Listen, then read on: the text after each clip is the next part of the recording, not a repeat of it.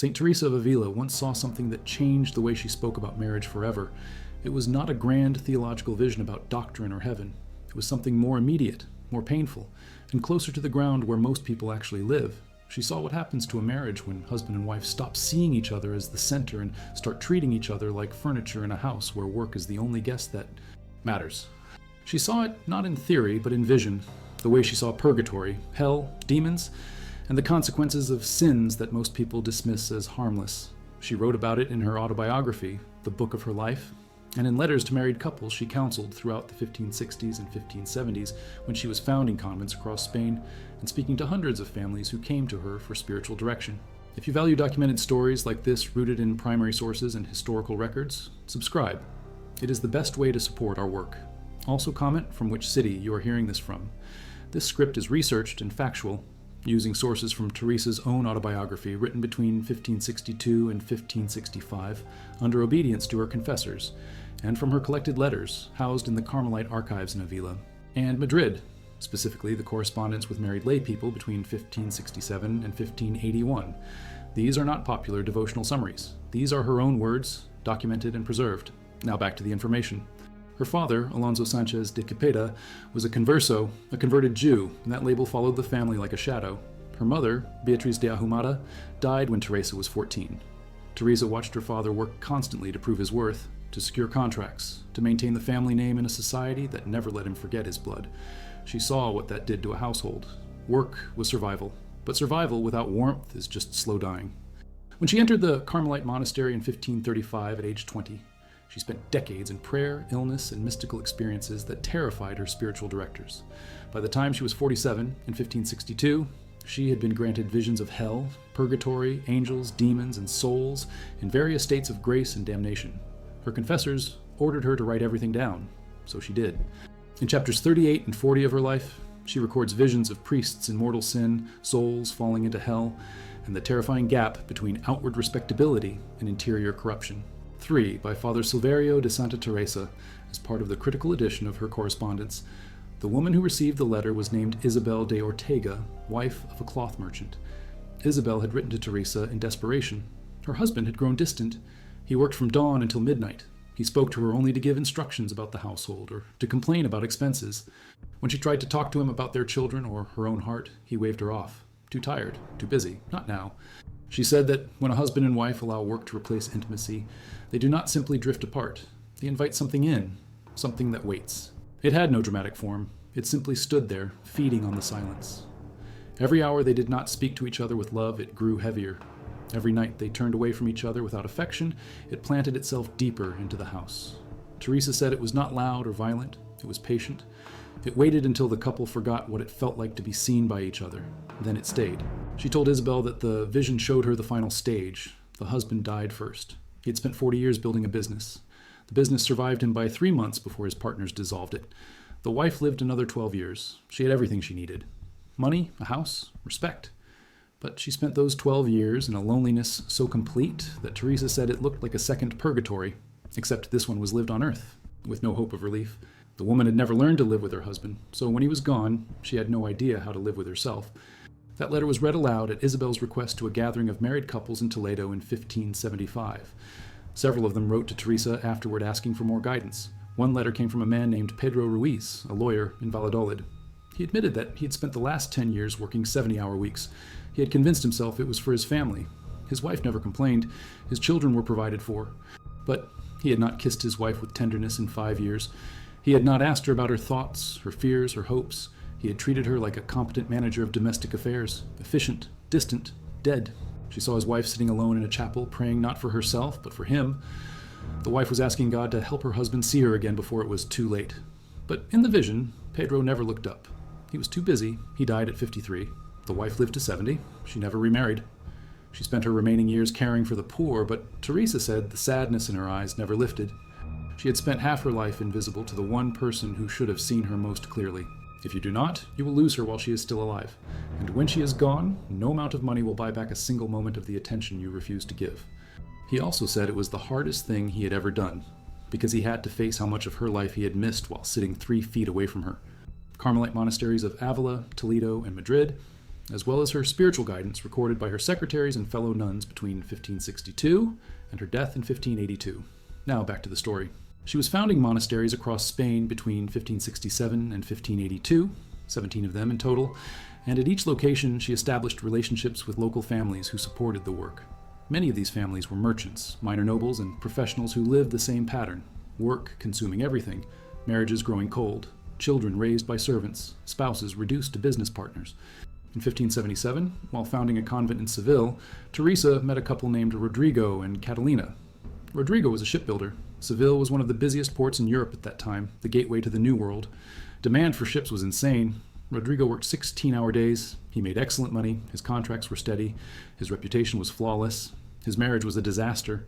She said she had not had a real conversation with her husband in 2 years. He came home, he ate, he slept, he left.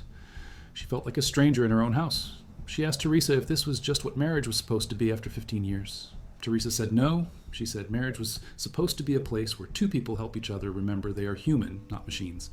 She told Catalina that she had seen in prayer what happens when that stops. It does not end in a dramatic explosion. It ends in a quiet extinction. Two people die inside while their bodies keep going through motions. She told Catalina to go home that day and do something simple. When Rodrigo walked in, she was to stop whatever she was doing, go to him, take his face in her hands, and tell him she loved him. No agenda, no complaints, just that. He told Catalina that he had been terrified of failing, terrified of losing contracts, terrified of not being enough. So he worked, and worked, and worked, until he forgot why he was working in the first place. He said he had been running so fast from his fear that he ran right past the person he loved most. Catalina later wrote to Teresa that it felt like finding a door in a wall she thought was solid. She had been living on one side. He had been living on the other. They had been shouting through stone. The door had been there the whole time. They just stopped looking for it. You just have to stop treating your marriage like a business arrangement long enough to find it. She said, work is necessary, but work that devours your capacity to love the person you married is not work. It is idolatry. You are worshiping productivity and calling it responsibility.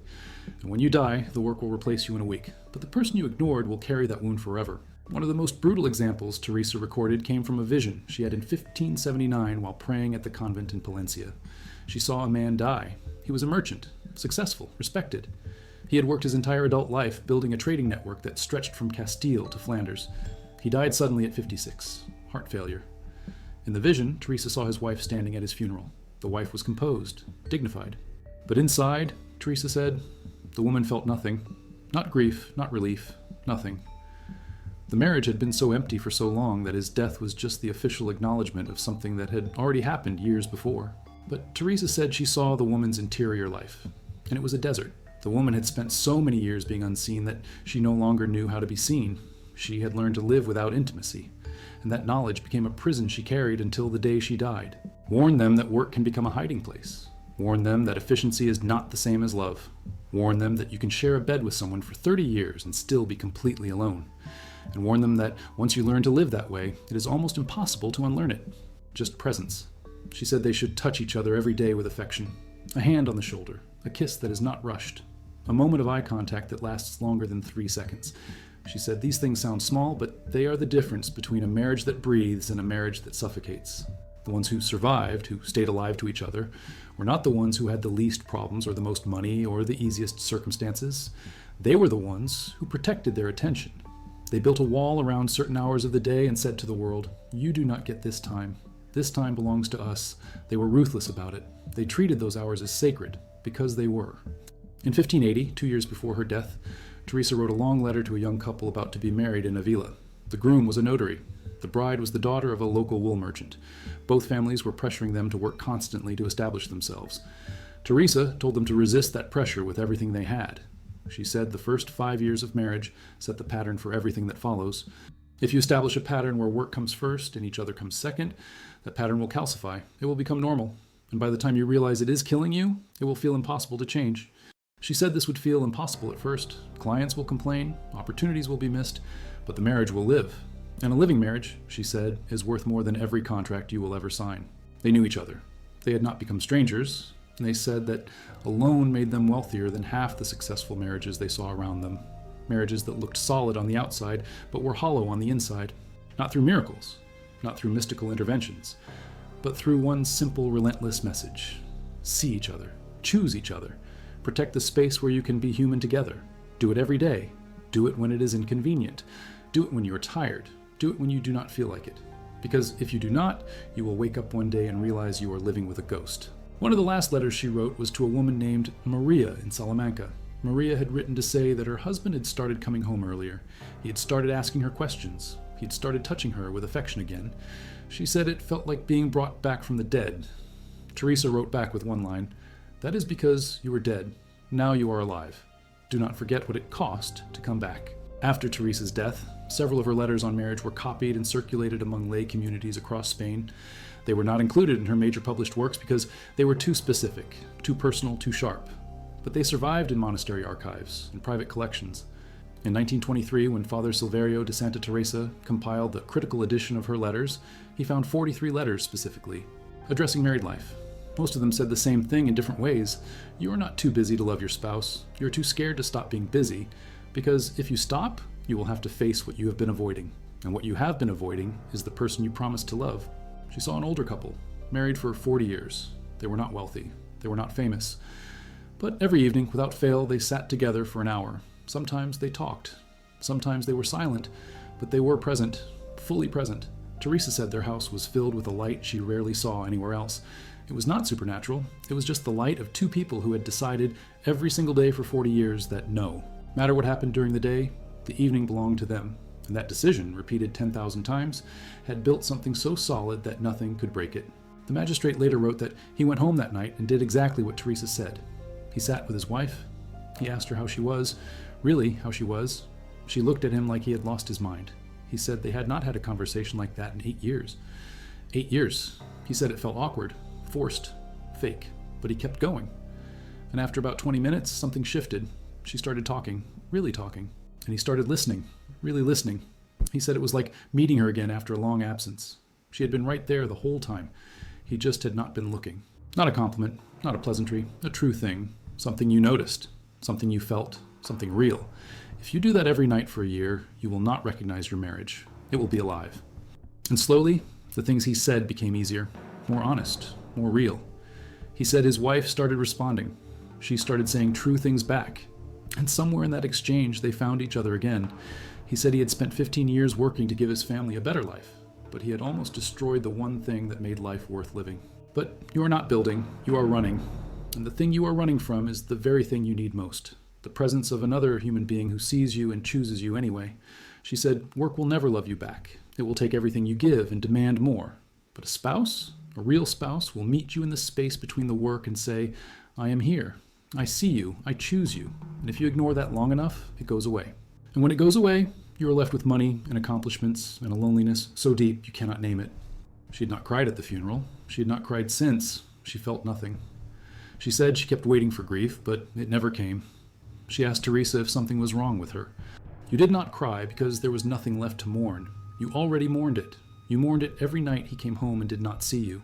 You mourned it every conversation he cut short. You mourned it every year that passed without intimacy. By the time he died, you had already buried him. His death was just the paperwork. She said she had been carrying guilt for not feeling what she thought she should feel. But Teresa was right. She had lost her husband decades before he stopped breathing. She had just never admitted it. You lose them in 1,000 small refusals to see them. And by the time you realize what you have done, they are gone. Not physically, but gone. And no amount of regret will bring them back. Teresa told him something she had learned from watching marriages for 40 years. You do not balance them, you choose. Every single day, in 100 small moments, you choose. And the shape of your marriage is the shape of your choices. If you choose work more than you choose your spouse, you will have a successful career and an empty marriage. If you choose your spouse more than you choose work, you will have a living marriage and enough money. Not everything, but enough. And enough, with love, is more than everything without it. And you are either present or you are not. There is no in between. And choosing her felt like remembering who he was. He told himself it was professional, but it was not. And his wife knew it. She knew she had been replaced, not by an affair, by something quieter and more final, by relevance. It is about giving to someone else what belongs to your spouse. And he had done that, fully. She told him to stop immediately, cut the partnership, apologize, rebuild, and do it knowing that his wife might never trust him again. That is the cost. You broke something. It might not be fixable, but you have to try. Or she could stay and fight for the marriage. None of those choices were easy. But staying and fighting meant demanding that her husband see her again. It meant refusing to disappear. It meant insisting on presence, intimacy, attention, every single day, until he either met her there or proved he would not. She said it would be the hardest thing she ever did, but it was the only way forward. The couple wrote back 3 months after Teresa's death. They had stayed together. It was brutal, it was slow, but they were still there, still trying, still fighting for the space where they could be human together. They said Teresa's letter had given them the language to name what was broken, and naming it was the first step to fixing it. But she understood marriage better than most people who lived it. She understood it because she saw it the way she saw everything else, clearly, without illusion, without sentiment. She saw that marriage is not a feeling, it is a choice you make every day, a choice to see the person in front of you, to honor their presence, to protect the space where you can be real together. And she saw what happens when people stop making that choice. They do not explode, they do not collapse, they just fade, slowly, quietly, until one day they look across the table and realize they are staring at a stranger. They had lived together, slept together, raised children together, but they had not seen each other, not really. And in purgatory, they were being made to see what they had refused to see on earth, each other, fully, completely, with all the love and attention they had withheld. And Teresa said the pain of that seeing was worse than fire. Marriages where two people help each other become more human, not less.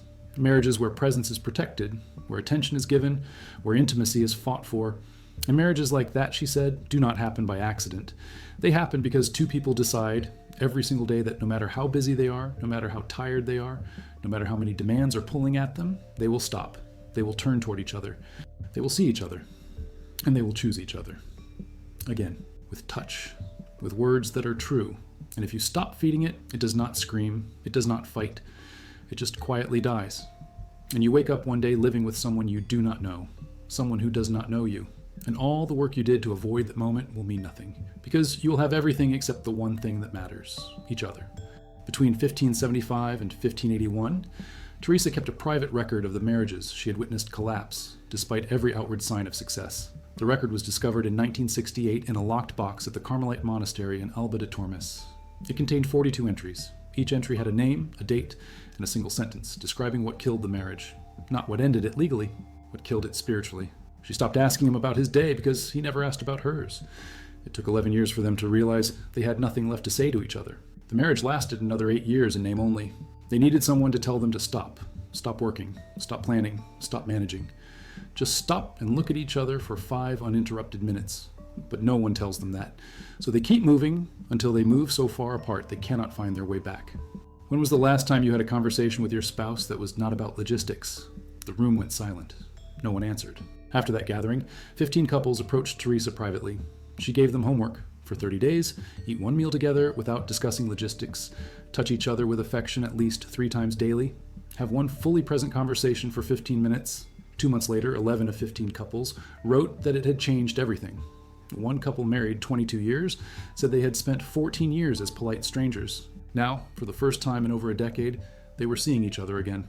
Her husband had been killed in a construction accident, and she wrote to Teresa in agony because she realized, too late, that she had wasted their entire marriage waiting for life to slow down so they could finally start living. But life never slowed down, and now he was gone, and she had nothing. No memories of real intimacy, no moments of true presence, just 6 years of efficient coexistence that added up to nothing. Teresa dictated a response to her secretary because she could no longer hold a pen steady. She told the young widow that she could not change the past, but she could learn from it. She said the greatest lie people believe is that they have time. They think they can put off intimacy until things settle down, until the business stabilizes, until the children are older, until retirement, but things never settle down. And one day you wake up and realize you spent your whole life preparing to live instead of actually living. And then it is over. And look at the person they are married to and ask themselves if they really see them. Because if they do not, they are not married. They are just 2 people living in the same house, waiting to die alone together. In her final hours, she was surrounded by nuns who had traveled with her. One of them later recorded that Teresa's last coherent words were not about heaven or mystical union or the glory of God. They were about something more immediate. She said, "Tell them to love each other while they can. Tell them to stop wasting time. Tell them that nothing matters except the people right in front of them. Tell them I saw what happens when they forget that. And it is worse than anything they can imagine. I had no idea I was married to someone this extraordinary. She was here the whole time. I just was not looking. The letter remained in that breviary for 341 years until it was photographed and catalogued in 1923 as part of the critical edition of her correspondence. The paper had yellowed, the ink had faded, but the words were still there, still true, still waiting for someone to read them and realize that nothing has changed. The trap is still the same, the solution is still the same.